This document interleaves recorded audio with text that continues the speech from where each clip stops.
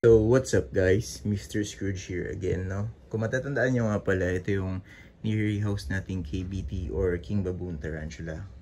Kung mapapansin nyo, nakapag-hukay na siya or nakapag-borrow na siya. Ayan, meron pa nga ditong bintana. Makikita siya sa loob. Pero anyways, noong nakaraan kasi, ang tagal nang nakasara na itong borrow niya. Pero ngayon is, nagbukas siya, ayan, nag-open siya, no? Hindi ko alam if ready na itong kumain, pero nagbukas yung barrow niya. It means papalagpasin pa ba natin yung chance na yan, no? Rare tong tarantula na to, rare din makita. So wag na natin palagpasin itong pagkakataon na to. Pakainin na natin siya, bigyan natin siya ng super worm, tignan natin kung magte-take down. Wait lang, kuha tayo ng feeder. So ito, kumuha tayong super worm, tignan natin kung magte-take down.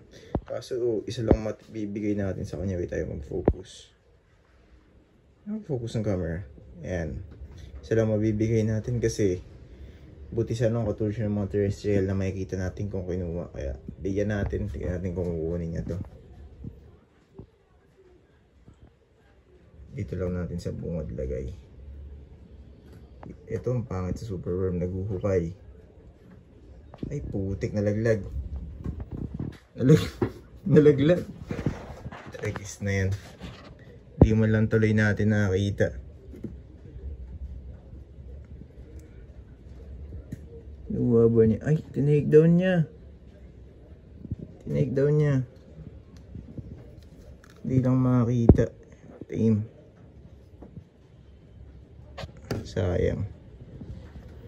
Hindi makakita. Pero tinake down niya. Wait lang, lagyan natin ang ilaw sa gilid. Wala, di talaga makakita. Bakit dito to sa tarantula natin?